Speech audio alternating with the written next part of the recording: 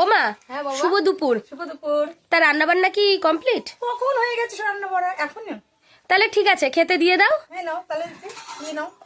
দেখো গরম গরম ভাত, এই দেখো গরম গরম আগুন আগুন ভাত, এই যে বাহ, দেখেছো আগুন আগুন ভাত। ঠিক আছে। তো আর কি আছে বলো? আর ভাত এই তো যে কাঁকরোল ভাজা।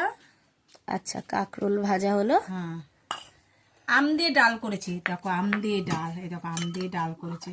বাহ, দারুন। আর এই গরমকালে আম দিয়ে ডাল ভালোই লাগে। হ্যাঁ, আর আরেকটা নতুন জিনিস করেছি আজকে। কি নতুন জিনিস করেছি? এটা কাঁকরোল দিয়ে পোস্ত দিয়ে বানিয়েছি। লম্বা লম্বা করে কেটেছি আর কাঁকরোলটা কেটে পোস্ত দিয়ে করেছি। বাহ, নতুন ধরনের একটা আইটেম। আর এটা আজকে গাটি কচু রান্না করেছি।